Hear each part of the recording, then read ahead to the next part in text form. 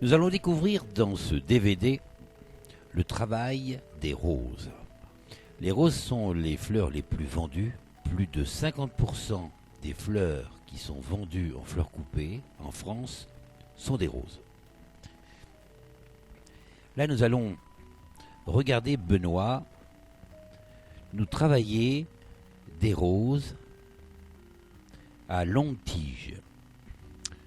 Tout d'abord, il va remplir un contenant d'environ 20 cm de haut avec de la mousse oasis, gorgée d'eau. Le contenant, lorsqu'il sera rempli de mousse, il faudra le remplir également d'eau additionnée de conservateur pour fleurs coupées. Le premier travail pour cette composition florale, eh bien, ce serait de réaliser un bouquet rond avec des roses très longues, c'est-à-dire d'environ 80 cm de long. Elles sont épinées, elles se retrouvent également sans feuilles, et nous allons réaliser un bouquet rond avec les roses bouton contre bouton. C'est un bouquet qui, terminé, fera environ 25 cm de diamètre, avec, comme on le voit, un faisceau extrêmement large.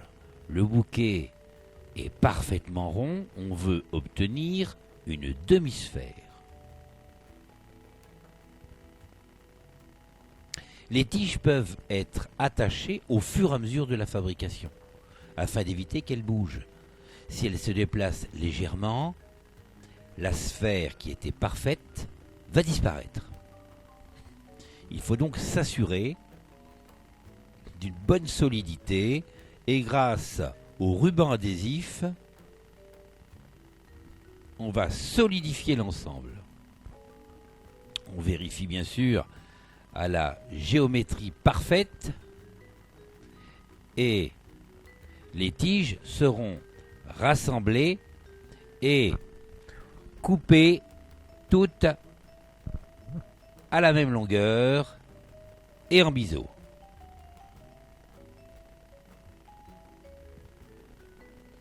En biseau afin, on verra après, de pouvoir pénétrer parfaitement dans la mousse.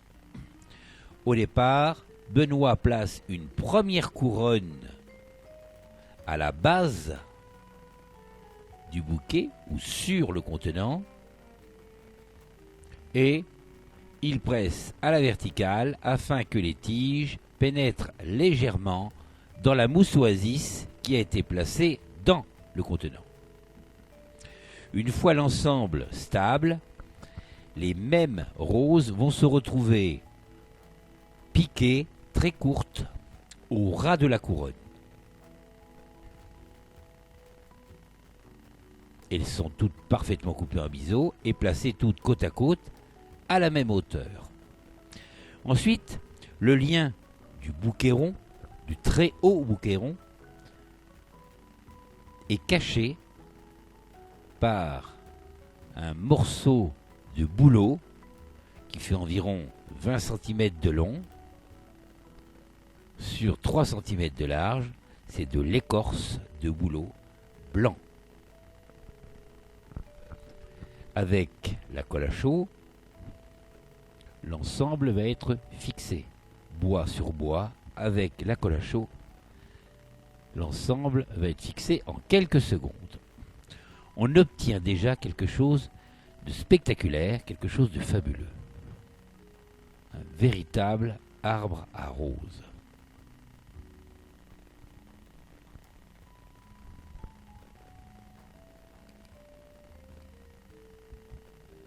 Ensuite, Benoît va nettoyer les branches, c'est-à-dire enlever toutes les feuilles pour ne garder que des branches.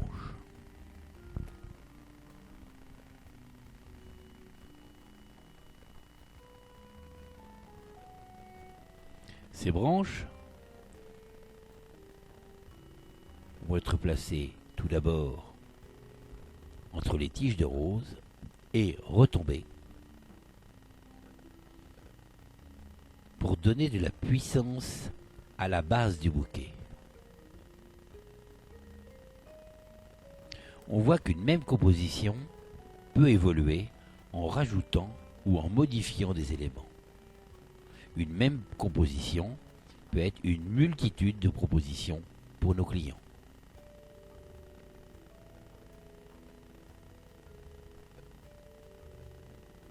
Maintenant, une autre proposition à partir des mêmes éléments. Là maintenant, on va aller beaucoup plus loin. Benoît commence à faire une autre ligature pratiquement à mi-hauteur, avec toujours de l'écorce de bouleau et des épingles, de grosses épingles qui traversent le bouleau et qui pénètrent à l'intérieur des tiges de rose.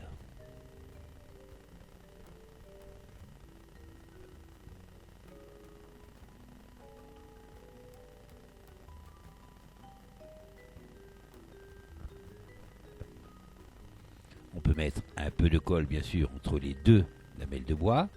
Le lien est propre et donne beaucoup plus de rigueur. Voilà encore une autre expression. Maintenant,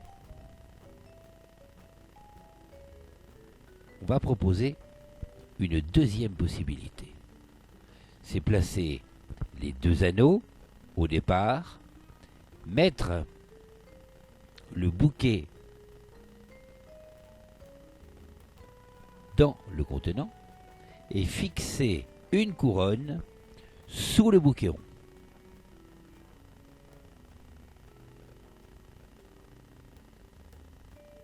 On voit qu'avec une même base, avec les mêmes produits, on est capable de proposer beaucoup de choses différentes à nos clients.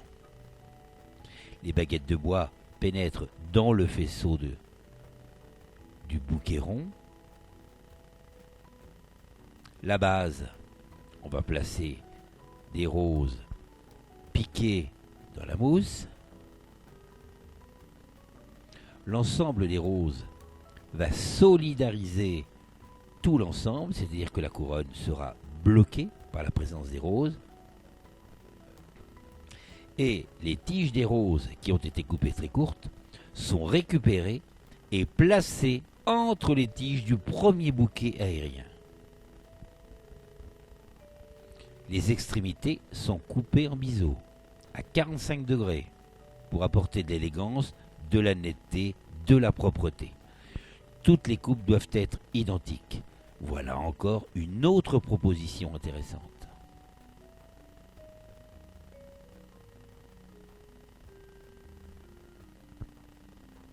Maintenant, Benoît nous met des lamelles de rotin de couleur qui partent en éclats à partir du centre de la composition florale.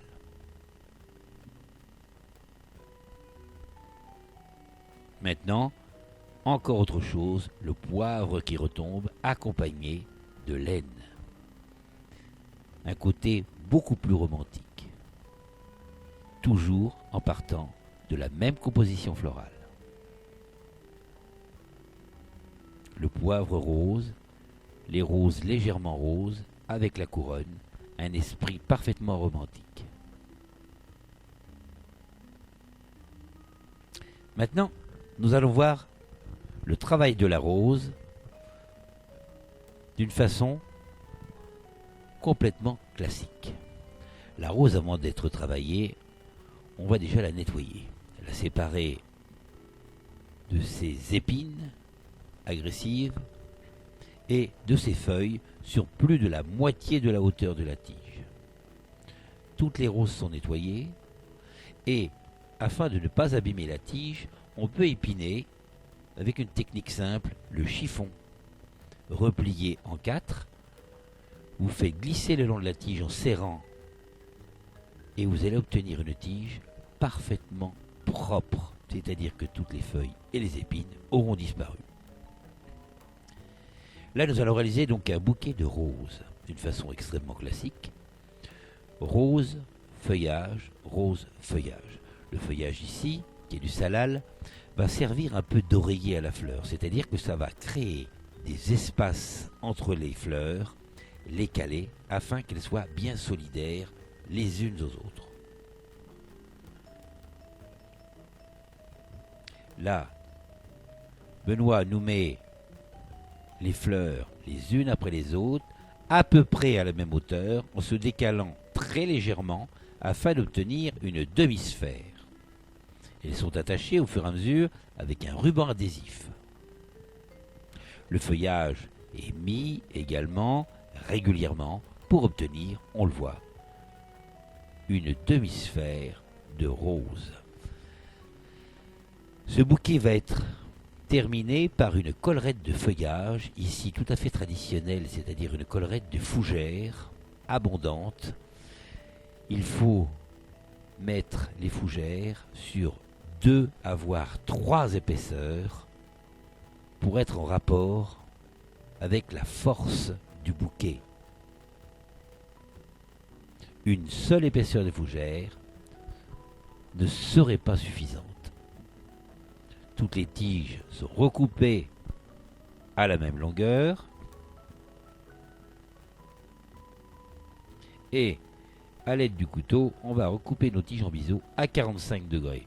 On sait qu'on doit recouper nos tiges à 45 degrés et additionner du conservateur dans l'eau du vase. Le raffia, lui, viendra sur le ruban adhésif pour garder l'aspect naturel à notre bouquet. C'est un bouquet rond de roses très classique, mais indémodable.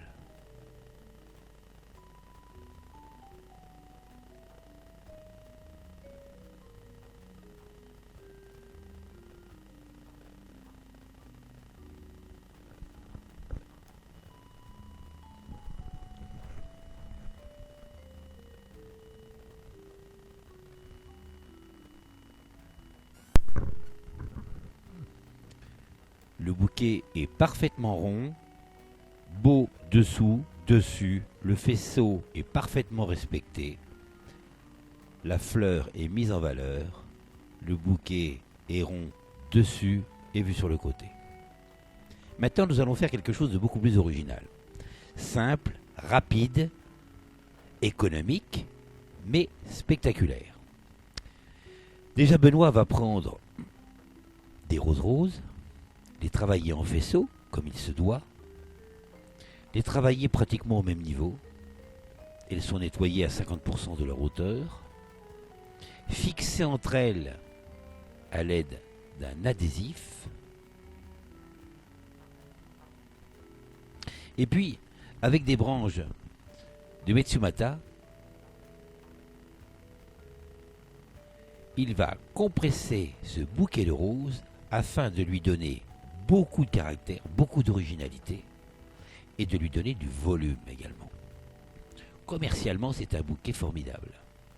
Il est placé sur les premières branches, les autres branches vont passer dessus. Notre bouquet est en train de s'écarter et de s'aplatir.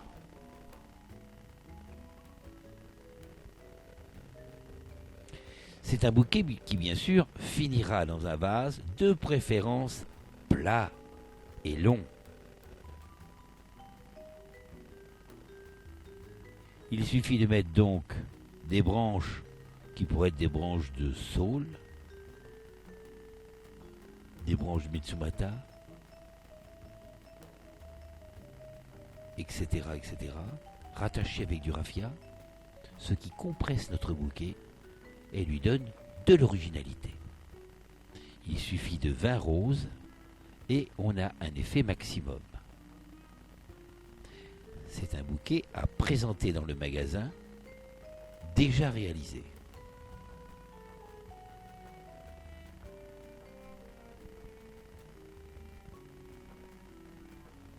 On utilise le raffia pour garder un côté nature, un côté naturel à l'ensemble.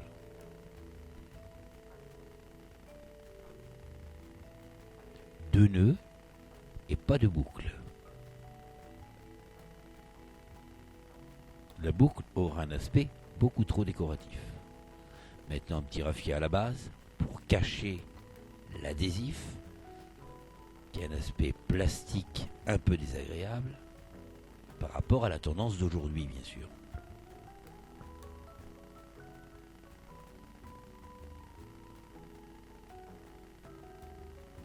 Nous allons voir la fabrication de ce bouquet, bien sûr, mais l'emballage. Comment emballer ce genre de bouquet? La technique est très facile. On voit ce bouquet présenté qui a déjà beaucoup de caractère. Et bien maintenant, Benoît va l'emballer. Prêt à la vente. D'abord, on va découper un carré. Pour cela, on replie un angle. Un côté rejoint l'autre côté. On a donc les 4 côtés à égalité, c'est-à-dire 80 cm par 80 cm. On superpose.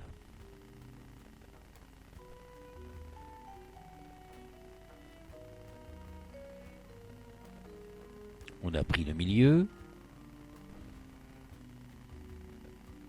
Découper ce papier en 2 parties égales, c'est-à-dire 80 cm par 40 cm.